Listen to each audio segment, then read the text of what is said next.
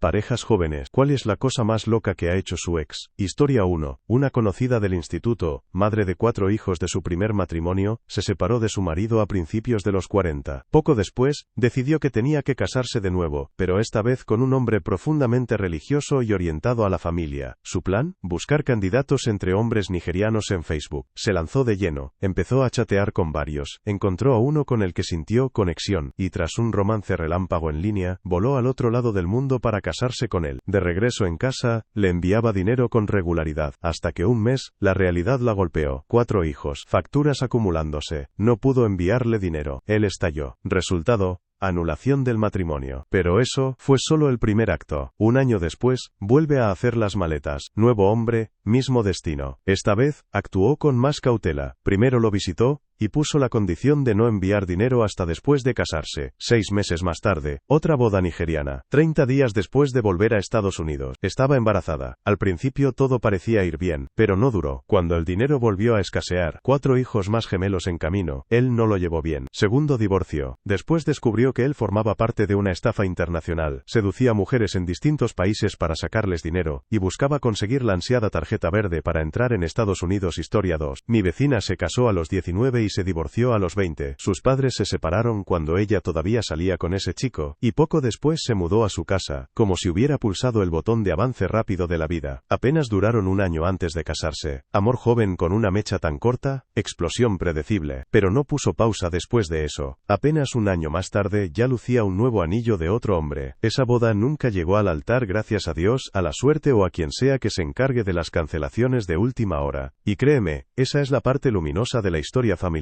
Su hermana menor quedó embarazada a los 16. El padre, un hombre de unos 30 años. Unos años después tuvieron otro hijo, y de hecho, se casaron. Un auténtico cuento de hadas, de esos que están prohibidos en la mayoría de las bibliotecas. Historia 3. La prima de mi novio. Tiene 21 años, cuerpo de jugadora de fútbol americano, y sale con un chico de 19 que podría pasar por estudiante de secundaria. Delgado, de voz suave, tan pálido que parece un fantasma pidiendo perdón por asustarte. Ella no es simplemente de las que lanzan cosas cuando se enfadan. Es de otro nivel: agarrarte por el cuello, arrastrarte y arruinarte la semana. Una vez la vi levantarlo como si fuera un muñeco, meterlo en el maletero de un sedán, y sentarse encima hasta que le dio un ataque de pánico, todo para ganar una discusión de trabajo. Nadie dijo nada. Él iba con moretones bajo los ojos como si fueran un accesorio de moda. Y de pronto, la propuesta. Se casan. Al día siguiente él desaparece. Solicitud de anulación. Como si hubiera entrado en un programa de protección de testigos. 6 meses de silencio. Mientras tanto, ella inunda internet con TikToks tristes, selfies con filtros y frases como, el amor de verdad duele. Y, de golpe, él vuelve, sin explicación. Se casan de nuevo, discretamente en el juzgado. Ella ya deja caer que está embarazada, pero no se lo cuenta a la familia. Él ya no sale del piso. Dicen que es por elección propia, pero parece alguien a quien le están chupando el alma con una pajita. Pálido, vacío, como un niño fantasma de una novela victoriana. Aún no ha cumplido los 20, y aunque es mayor de edad, si no dice él mismo que está en peligro, la policía no puede hacer nada. Los moretones con base de rumores no llevan a prisión. Historia 4. Una conocida del instituto, madre de 4 hijos de su primer matrimonio, se separó de su marido a principios de los 40. Poco después, decidió que tenía que casarse de nuevo, pero esta vez con un hombre profundamente religioso y orientado a la familia. Su plan: buscar candidatos entre hombres nigerianos en Facebook. Se lanzó de lleno. Empezó a chatear con varios. Encontró a uno con el que sintió conexión, y tras un romance relámpago en línea, voló al otro lado del mundo para casarse con él. De regreso en casa, le enviaba dinero con regularidad, hasta que un mes, la realidad la golpeó. 4 hijos, facturas acumulándose, no pudo enviarle dinero. Él estalló. Resultado: anulación del matrimonio. Pero eso fue solo el primer acto. Un año después, vuelve a hacer las maletas. Nuevo hombre, mismo destino. Esta vez actuó con más cautela. Primero lo visitó y puso la condición de no enviar dinero hasta después de casarse. 6 meses más tarde, otra boda nigeriana. 30 días después de volver a Estados Unidos, estaba embarazada. Al principio todo parecía ir bien, pero no duró. Cuando el dinero volvió a escasear, 4 hijos más gemelos en camino, él no lo llevó bien. Segundo divorcio. Después descubrió que él formaba parte de una estafa internacional. Seducía mujeres en distintos países para sacarles dinero, y buscaba conseguir la ansiada tarjeta verde para entrar en Estados Unidos. Historia 5. 2 semanas. Eso fue todo lo que duró el espectáculo. Mi hermana estuvo casada con un verdadero imbécil, se quedó demasiado tiempo, se fue demasiado tarde, y ahora el divorcio es una guerra sin fin. Su ex está convencido de que ella esconde un fondo fiduciario mágico, y quiere su parte justa. El problema es que ese fondo no existe, a menos que cuentes el que pertenece a nuestro padre, que sigue vivo y, hasta donde sé, no piensa morirse para demostrárselo. Entonces llega el giro, se involucra con otro tipo que, sorpresa, es amigo del ex. Entre tragos y malas decisiones, el ex le vende la fantasía del fondo fiduciario, y lo siguiente que sé es que mi hermana vuelve a caminar hacia el altar, creyendo que esta vez es la buena, o quizá solo es mala contando banderas rojas. Días, literalmente días, después de la boda, el nuevo marido mete a vivir a su exnovia y a su hijo. La historia oficial: ella escapaba de una relación abusiva. La verdad, nunca la dejó, había estado con la madre del niño todo el tiempo. El matrimonio fue solo un intento torpe de robarse un fondo fiduciario imaginario. Y luego todo explotó, rápido. Gritos, policía, las cosas de mi hermana bajo llave o desaparecidas, y el acto final, una orden de restricción. Ni siquiera pudo volver a entrar a la casa. Historia 6. Cuando estaba en el ejército, mi exesposa y yo, éramos muy amigos de una pareja que vivía a unas puertas de distancia. Pasábamos mucho tiempo juntos, cenas, copas, la típica camaradería entre familias militares. Una tarde, al volver del trabajo, veo al marido sentado en la escalinata de su casa, con cara de haber visto un fantasma. Le pregunto, ¿todo bien, amigo? Y me dice, tío, tienes que ver esto. Lo sigo adentro, y la casa está vacía. Ni un calcetín, ni un recibo, ni una mota de polvo, pero lo más extraño, todos los armarios abiertos, los cajones fuera, la puerta del frigorífico de par en par, los grifos corriendo como si un poltergeist hubiera hecho una salida dramática. No parecía una mudanza, sino una escena de clímax en un thriller. Me contó que la puerta principal estaba abierta cuando llegó. No había nota, ni pistas. Su esposa, y literalmente todas sus pertenencias, habían desaparecido a plena luz del día. Lo raro es que la noche anterior habíamos cenado en su casa. Vino, risas, sin tensión alguna, todo parecía perfectamente normal. Lo primero que hizo, fue llamar a sus suegros. El padre contestó, y antes de que pudiera decir nada, suspiró y le dijo, Bill, tienes que dejarlo ir, y colgó, como en una mala película. Y sí, como en Mentiras arriesgadas, ella hasta se llevó las bandejas de hielo, también su uniforme militar. Le dejó solo la ropa que llevaba puesta y lo que tenía en los bolsillos. Sin explicaciones, sin cierre. Historia 7. En mi clase de secundaria había una chica de esas que siempre tienen la vida ordenada por colores. El plan a 5 años listo antes de cumplir 16. Así que, cuando se casó con su novio de la universidad antes de graduarse, todos nos sorprendimos. Aunque él parecía perfecto, inteligente, ambicioso, amable, el paquete completo de buen chico. Cada fin de semana aparecía en su casa, cortaba el césped, arreglaba cosas, sacaba la basura antes de que se lo pidieran. Propuesta digna de película, boda impecable. La gente no dejaba de comentarlo durante semanas. 6 meses después, la sacamos para una noche de chicas, y entre risas, empezamos a pedirle detalles jugosos de la vida de recién casada. Terminó llorando sobre su mojito. Resulta que, en cuanto se pusieron los anillos, él simplemente dejó de hacer todo. Nada de tareas domésticas, nada de cocinar, nada de aparentar ser adulto. El chico que antes arreglaba grifos, ahora se alimentaba exclusivamente de nuggets y espaguetis. Dejó de ir a clase, redujo sus horas de trabajo y no movía un dedo en casa. Cada noche era un maratón de videojuegos con su mejor amigo, que incluso terminó quejándose, y a partir de ahí todo se fue cuesta abajo muy rápido. Historia 8. Mi padrino aún se sacudía la arena de los zapatos después de la luna de miel cuando su esposa lanzó su primera bomba. Creo que no quiero tener hijos. Llevaban años juntos, años de planes, sueños, y un acuerdo clarísimo de que ambos querían tener hijos. Luego, al parar en una gasolinera, en algún punto entre la boda y la eternidad, soltó la segunda granada. Creo que no quiero estar casada. Él se quedó mirando el surtidor, como si pudiera ofrecerle un futuro mejor. Estuvo a punto de dejarla ahí mismo, junto a la bomba 6, con una bolsa de frutos secos y un cajero confundido como única compañía. Terminaron la luna de miel, apenas, y al regresar, ella empezó a desaparecer. Volvía a casa a las 4 de la mañana, noche tras noche, sin mensajes, sin explicaciones, solo un fantasma que a veces pasaba por su baño.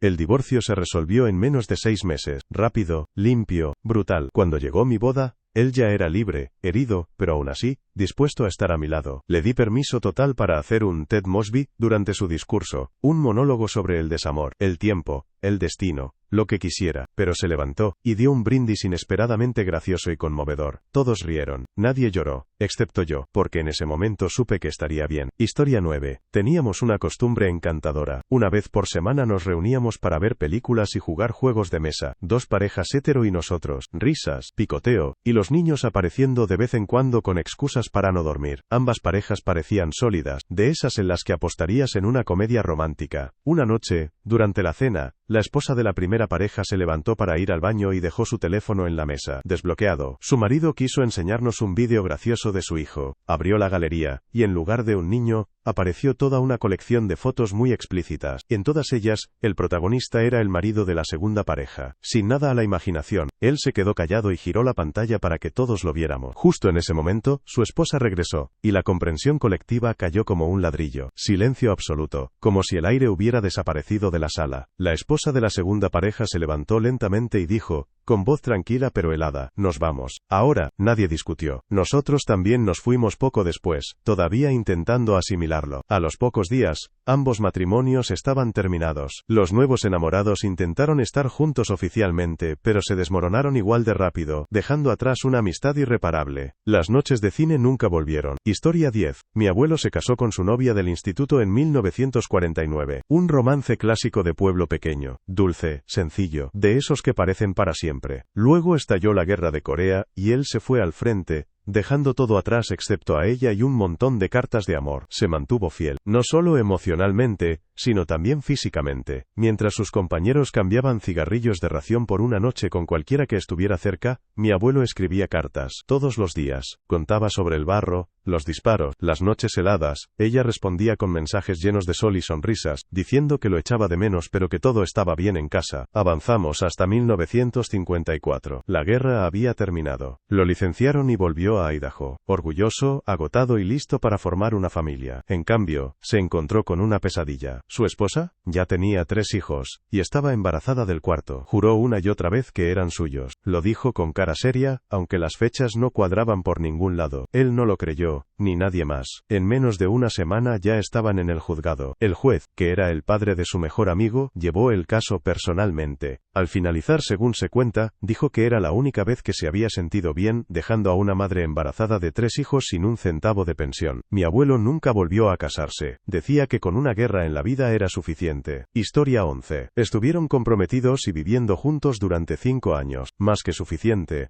en teoría, para aclarar los grandes temas. Se casaron en agosto, llenos de ilusión, y en diciembre ya firmaban la compra de una casa. Él fue quien insistió con prisa. El primer día en la nueva casa, llamó a la habitación de invitados, la habitación del bebé. Ella no estaba lista para ser madre, pero dejó pasar el comentario, pensando que el momento llegaría de forma natural. Sin embargo, pronto quedó claro que sus visiones del futuro eran totalmente opuestas. Él esperaba que ella dejara su trabajo pronto para ser ama de casa. Ella no tenía intención de abandonar su carrera. Él quería controlar todas las finanzas y hasta le mintió sobre el dinero. Ella creía que el matrimonio era una sociedad, decisiones compartidas, respeto mutuo. En marzo, todo se vino abajo. Ella le fue infiel, recogió sus cosas y se marchó. El divorcio se firmó apenas unas semanas antes de su primer aniversario. Un corte limpio. Con el hombre con el que le había sido infiel, no perdió el tiempo. Se mudaron juntos, compraron una casa, y construyeron algo sólido. Años después, se casaron. Historia 12. Me casé a los 18. Duramos exactamente 10 días. Solo habíamos salido 3 meses, lo que ya suena como el inicio de una advertencia, pero se pone mejor. Unos días antes de la boda, decidió ponerle emoción, robando la identidad y las tarjetas de crédito de su compañero de piso. De pronto, yo tenía un anillo brillante en el dedo, él conducía un Camaro nuevo y buscábamos casa, como si fuéramos realeza recién coronada. Me compraba ropa de diseñador. Salíamos de fiesta todas las noches y dormíamos en hoteles de lujo como si estuviéramos de gira con una celebridad. Para una chica de 18 años criada en una burbuja, era como un sueño rápido y brillante. Pero pronto empezó a torcerse. Siempre me enviaba al coche mientras pagaba. En un bar, alguien lo llamó por otro nombre. Me convencí de que había oído mal. Cada día estaba más nervioso. No solo nos quedábamos en hoteles, sino que los cambiábamos como fugitivos con prisa. Hasta que llegó la escena del hotel, un gerente gritándonos en el vestíbulo amenazando con llamar a la policía. Él se rió. Está loco. Vamos a salir. Y salimos. Al marcharnos, vi luces en el retrovisor. Nos estaban siguiendo. Condujo a toda velocidad, esquivando giros, intentando despistarlos. Yo preguntaba qué pasaba. Él evitaba responder. A las 4 de la mañana estábamos aparcados en una playa. Yo estaba agotada, confundida con el rímel corrido. Entonces, focos, sirenas, policía. Me sacaron del coche. Me esposaron sobre la arena mojada. Un oficial me miró fijamente y preguntó: ¿qué sabes sobre su marido y el robo de identidad? 10 días. Eso fue todo lo que duró mi matrimonio. Historia 13. Unas 3 horas. Bueno, un poco más, pero ese fue el tiempo en que todo se vino abajo. 2 años después de terminar la secundaria, un amigo mío que estaba en los Marines se preparaba para el despliegue. De repente, un lunes le propone matrimonio a su novia del instituto, y el martes ya están casados en el registro civil. A todo el mundo le dicen que están comprometidos, y fijan una boda para un mes después, solo por aparentar. La celebración real fue sencilla y pequeña, sin lujos. Éramos unos pocos compañeros de escuela, rodeados de marines que yo no conocía. La ceremonia duró 1 hora, luego fotos, y un buffet modesto, tranquilo, sin estrés, incluso acogedor. Luna de miel, si se le puede llamar así a pasar la noche en un motel de carretera. A las pocas horas de registrarse, ella suelta la bomba. Está embarazada, y existe la posibilidad de que no sea suyo. Resulta que la prisa por llegar al altar, no fue por amor, ni por el calendario de despliegue. Ella pensó que el matrimonio evitaría que Brian la dejara al enterarse. Una apuesta arriesgada, y muy equivocada. A la mañana siguiente, él ya estaba iniciando el papeleo para la anulación. El proceso se alargó, pero al final lo consiguió. El matrimonio no sobrevivió ni a un episodio completo de The Bachelor. Historia 14. El primo de mi abuela estuvo casado solo 2 semanas. 2 semanas. Y la historia es tan loca como ese número. Siempre ha sido, digamos, pintoresco. El tipo de persona que habla con las plantas, va al supermercado con traje de 3 piezas, y cree que las duchas frías son la clave de la iluminación. Iban juntos al instituto, luego él desapareció al otro lado del país,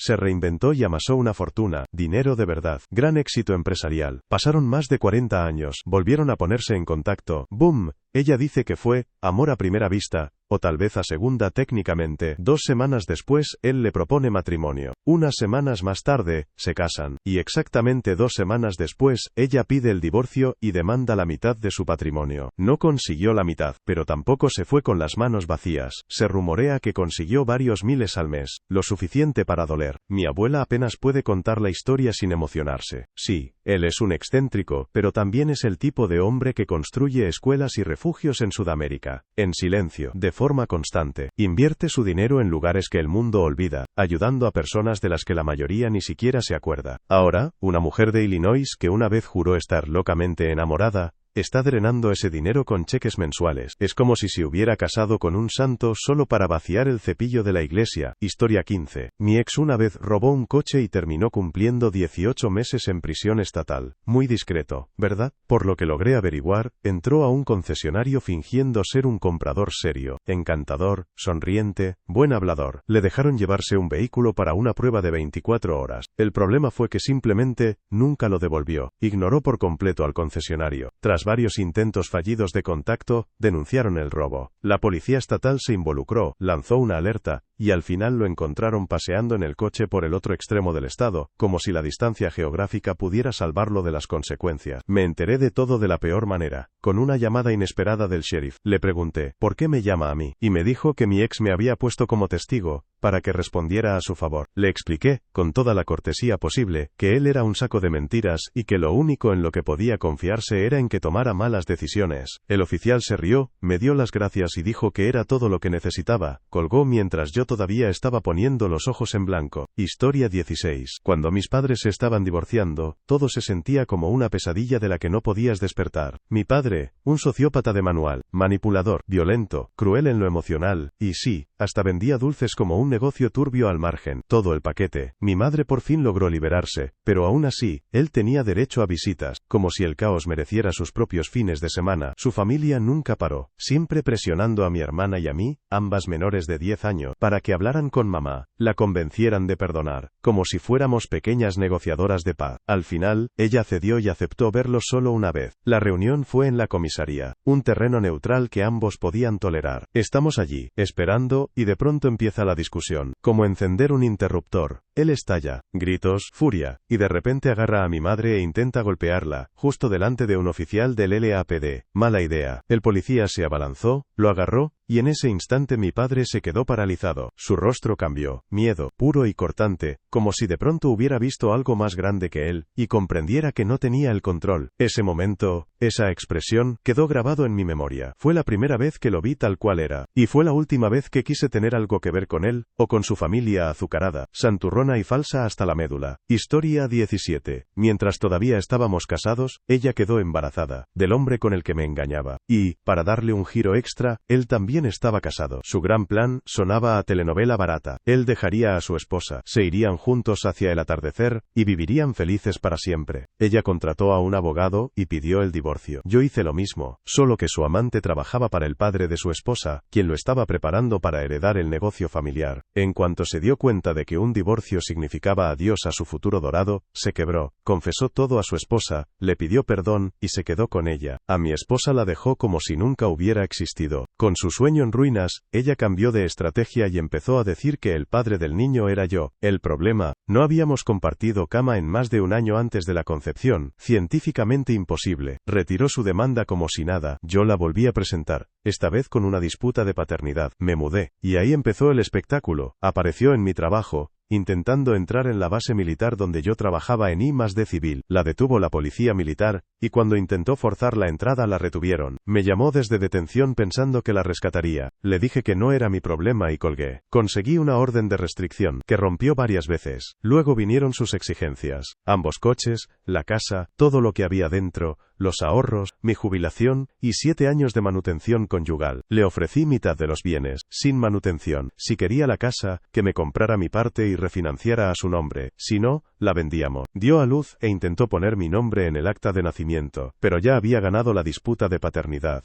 No coló. Tuvo que ir tras su novio, que no la recibió precisamente con los brazos abiertos. Al final, bienes al 50%, casa vendida, sin manutención. 6 meses después del divorcio, acepté un trabajo al otro lado del país. No se lo conté a nadie salvo a mi familia. Nuestros supuestos amigos creyeron su versión, pintándome como el villano. Les dejé la historia. Yo me quedé con la paz. Y desde entonces la vida ha sido buena. Historia 18. Mi exmarido empezó a salir con su madrastra, la mujer que había estado en su vida desde que tenía 11 años. Siguen juntos, casi 5 años ya, lo que de alguna manera lo hace aún peor. Ella le confesó a su padre, su marido en ese momento, un amor eterno por su hijo. Esa confesión nuclear destrozó su matrimonio. Después vino el divorcio. El padre ahora sale con una joven de 21 años cuyo Instagram está lleno de frases motivacionales y cabello rubio teñido. Yo no sabría nada de esto si no siguiera siendo amiga de la hermana de mi ex. Ella me cuenta todo, y sinceramente es como ver una telenovela protagonizada por personas con las que alguna vez hiciste la declaración de impuestos. Todo es tan enredado y repulsivo que me alegra infinitamente haberme ido cuando lo hice. Me libré de una mina psicológica. Y ya que esto explotó, gracias por todos los votos, comentarios y premios. Da gusto ver al internet asintiendo en solidaridad horrorizada. No diré dónde pasó esto. Los pueblos pequeños son muy entrometidos, pero sí, es en Nueva Jersey. Yo no, y gracias a Dios. Padre e hijo no se hablan. Casi toda la familia cortó relación con mi ex, excepto su querida madrastra / novia / coprotagonista de esta saga. Hay rumores de grooming, pero si hubieras conocido a mi ex, probablemente pensarías que fue al revés. Durante nuestro matrimonio, hablaba constantemente de lo sexy que era ella, y no precisamente de manera sutil. Si PRN Hub está escuchando, tengo el guión del episodio piloto y con gusto haría un cameo. Historia 19. Ella se quedó con la custodia de los niños. Se quedó con el 70% de mi sueldo. Yo estaba en servicio activo en la Fuerza Aérea, lo que significó que de repente ya no podía pagar el alquiler. Tuve que volver a vivir en los barracones, como un adolescente castigado por el tío Sam. Sin previo aviso ni explicación, hizo las maletas y se mudó a otro estado, a pesar de que el decreto de divorcio dejaba claro que no podía hacerlo sin mi permiso. Pero lo hizo igual, llevándose a los niños y borrándome como si fuera una marca en una pizarra. Contacto, imposible. Acceso, ninguno. Años después, cuando pensaba que ya no podía sorprenderme, decidió que ya no quería ser madre. Se unió a un carnaval, sin broma, una feria ambulante. Creo que se enamoró de un hombre que manejaba una de las atracciones. Dejó a nuestras hijas solas, sin advertencia, sin despedida, simplemente desapareció. Unos días después llamó a la mayor y le dijo, llama a tu padre. Ellas ni siquiera pensaron en llamarme antes, porque ya estaban acostumbradas a que desapareciera por días, creían que era otra de sus pausas. Pasaron las décadas, mis hijas crecieron, se casaron, formaron sus propias familias. Cuando vinieron a vivir conmigo, descubrieron que no era el monstruo que su madre les había pintado. El lavado de cerebro se disipó, me vieron de verdad. Incluso pidieron que mi actual esposa, el verdadero corazón de nuestro hogar, las adoptara. Una mujer, a la que nunca habría conocido si no hubiera atravesado aquel infierno. Solo una hija mantiene contacto con su madre, y es más por geografía, su marido es de esa zona y allí se quedaron. Lo mejor, mis 5 nietos están creciendo en hogares estables y llenos de amor. Historia 20. La gota que colmó el vaso fue que se emborrachó, tomó su coche y condujo directo al desierto, literalmente a un lugar que ni el GPS reconocía. Luego le envió a su amiga una captura de su ubicación, diciendo que sabía que yo no la amaba porque no fui a buscarla. Ignoraba mis llamadas pero seguía llamando a su amiga, llorando que no me importaba. Pasé 2 horas conduciendo por caminos de tierra y matorrales buscándola, hasta que me rendí y volví a casa, porque, bueno, el trabajo existe. Regresó más tarde como un huracán en forma humana, golpeando los armarios, irrumpiendo en el dormitorio y lanzándome el teléfono mientras gritaba que no la amaba. Luego vinieron los puñetazos, directo a la cara. Esa misma noche fue a la cárcel. Cuando pedí el divorcio, todo explotó. Se involucró el Servicio de Protección Infantil. Dijeron que los niños no podían quedarse con ella por el cargo de violencia doméstica, así que se fueron a casa de sus padres. Pero ella acampó en nuestra casa solo para impedirme verlo. Después de eso, me negué a ir solo, no confiaba en que no se lastimara y me culpara, así que siempre fui acompañado. Eso la enfureció, y mientras yo estaba en el trabajo, vació la casa. No solo se llevó sus cosas, todo, cortinas, ventiladores de techo, muebles, incluso la batidora que había pedido prestada a mi madre. Dejó la mesa del comedor, probablemente no cabía en el coche. Pinchó el colchón inflable donde dormía, como una macabra guinda del pastel. Cambié las cerraduras. Al día siguiente, las rompió y se las llevó. Solo quedaron los agujeros, abiertos al viento. Quitó las cerraduras de las ventanas. Arrancó el cable de alimentación del portón del garaje. Cortó la electricidad desde el interruptor principal y se fue. En el tribunal juró que debía haber sido otra persona. Se encogió de hombros como si todo fuera pura coincidencia. Fue entonces cuando entendí, el amor podrá ser ciego, pero el tribunal no lo es. Historia 21. La primera vez que salí a una cita después de mi divorcio, dejé todo perfecto en casa. Mis 3 hijos estaban bañados, habían cenado, vestidos con pijamas, y con ellos se quedó nuestra niñera de confianza, a la que adoraban. Apenas había llegado al cine cuando recibí un mensaje suyo disculpándose por no haber lavado los platos después de la cena. Sonreí y le contesté, no pasa nada, tienes un par de horas, la película ni siquiera ha empezado. Entonces me escribió, yo no estoy ahí. Tu ex vino y dijo que tú le diste permiso para llevarse a los niños esta noche. Sentí un frío en el pecho. Él había mentido. Le dijo que esa noche tenía la custodia y que yo lo había aprobado. Ella le creyó. Lo dejó entrar. Le llamé de inmediato, furiosa. Contestó con un tono arrogante, si vas a salir con extraños y poner en peligro a mis hijos, entonces yo me los llevaré. Temblando llamé a la policía en ese mismo momento. Tomaron un informe y fuimos a juicio. El juez ni se inmutó. Lo declaró culpable de desacato por violar nuestro acuerdo de crianza. Sabía que era manipulador, pero nunca imaginé que secuestraría a sus propios hijos de su casa solo para castigarme por seguir adelante con mi vida. Historia 22. Mi ex ha protagonizado un catálogo entero de locuras a lo largo de los años. Por suerte la mayoría me pasó de largo, pero cuando estábamos separados, en pleno divorcio, decidió que yo era su terapeuta, para contarme sus problemas de pareja, con mi prima. Sí, la misma por la que me dejó. No solo se fue a vivir con ella, se mudó con ella y con el marido en unión libre que ella tenía. Un paquete dramático 3x1. Y encima se quejaba de que ella salía con otros hombres. Hablamos de la misma prima que ha logrado tener más padres para sus hijos que hijos en sí. 2 de sus niños son al mismo tiempo medios hermanos y primos. Ese nivel de energía. Él decía que la amaba desde la infancia, como si eso fuera a borrar todo su historial amoroso y volverla monógama de repente. Spoiler, no funcionó. Momentos destacados de esta telenovela surrealista. Ponerse celoso porque ella visitaba a su marido, y literalmente sacarla de la carretera con su furgón de trabajo. Pasar las horas espiándola en lugar de trabajar. Terminar ganando menos que sus aprendices, hasta que le dieron la opción de dimitir, o ser despedido. Eligió entender la indirecta. Otra joya. Trabajaba como guardia de seguridad armado y decidió llevar a nuestros hijos, a una primera cita, a Austin, con una mujer que acababa de conocer. Ella se horrorizó cuando vio que llegaba dispuesto a quedarse a dormir con sus hijos y los nuestros bajo el mismo techo. La cita terminó en pelea, y este genio se presentó en su casa con el vehículo de trabajo y le amenazó con un arma. Resultado, despido, orden de alejamiento y pérdida del permiso de portar armas. Otra novia, ex esposa de otro primo mío por supuesto, le dijo que, si realmente la amaba, se mudara con ella a un albergue para personas sin hogar. Fingió que sus padres lo habían echado, durmió un mes en el porche del albergue, y luego,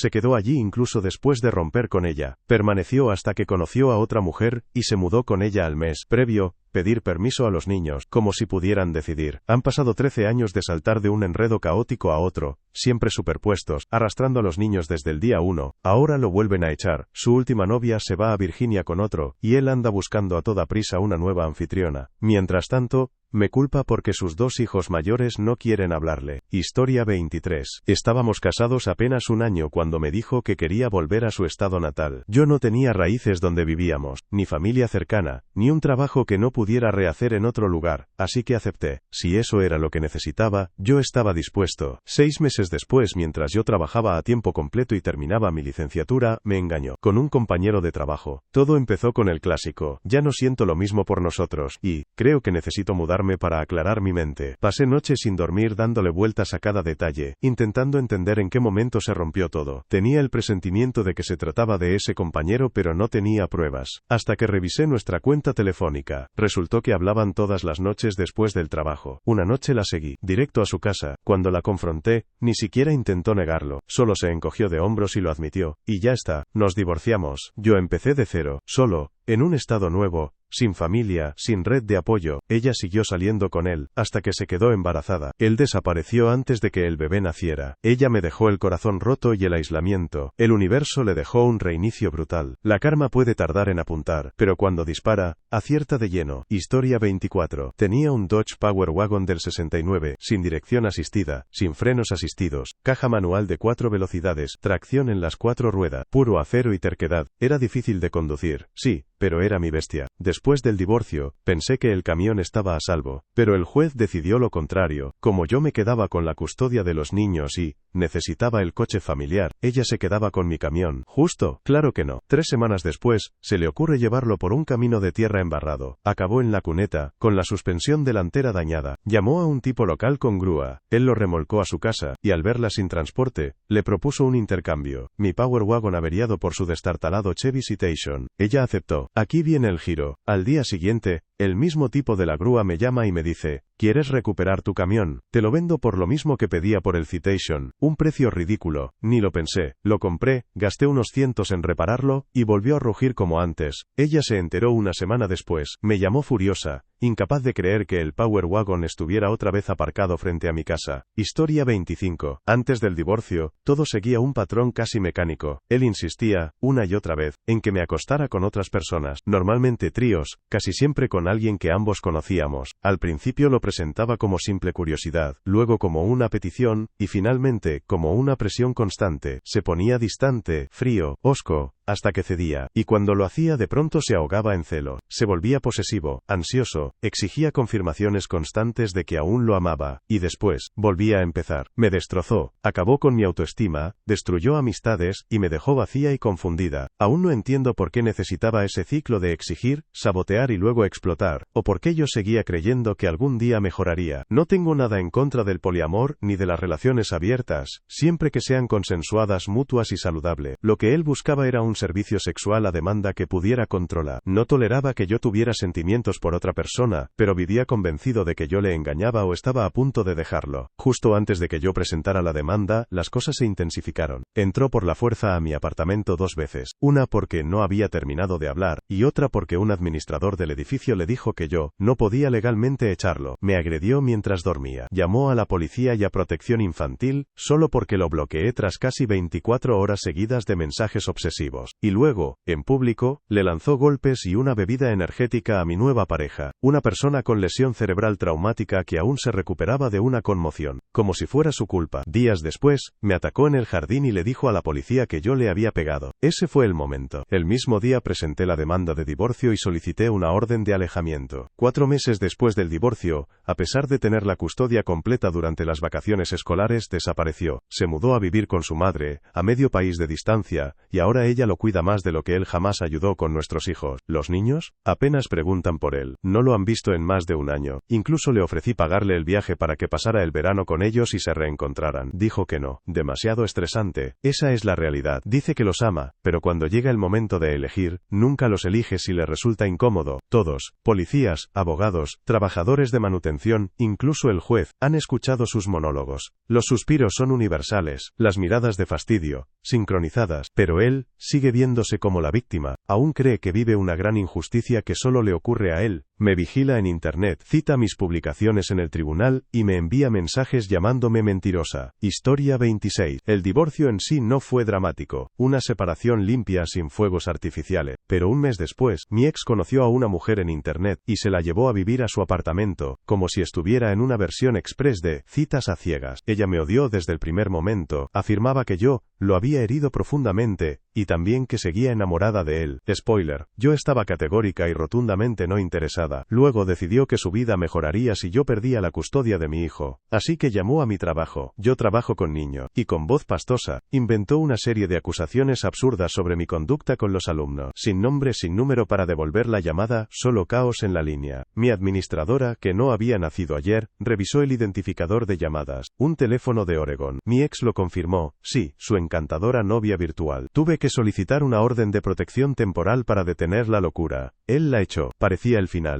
Hasta que, el día de la madre, salí y encontré que todas las llantas de mi coche estaban rajadas. ¿Quién? Confirmado otra vez por mi ex, ya después de que ellos terminaran. Pero lo mejor, él siguió saliendo con ella durante un año más después de todo eso. Cuando se lo conté a mi terapeuta, ella solo suspiró y dijo, honestamente, probablemente le resultaba halagador. Y en ese momento supe que había escapado justo a tiempo. Historia 27. Se casaron tan rápido, que creo que parpadeé y me perdí el compromiso. A las 3 semanas ya publicaban fotos de un anillo del tamaño de mi equipaje emocional. A los 3 meses, él había adoptado a su hijo, se habían mudado juntos, y habían abierto esa cuenta conjunta de Facebook, que da vergüenza ajena. 3 años después, arruinados, agotados y tocando fondo, volvieron arrastrándose. Cometí un error, soy codependiente, te extraño, pasé, en seco, según sé, siguen juntos, siguen arruinados, probablemente siguen miserables, y ahora, para todos los que en los comentarios sueltan el, no seas rencorosa, o ama a tu prójimo, siéntense. Vamos a analizar esto con un poco de claridad y muchas pruebas. Nos conocimos en el ejército, me engañó constantemente, no fue un desliz, no un momento de debilidad, fue traición a gran escala, incluso durante un despliegue. No quise tener un hijo con alguien que necesitaba terapia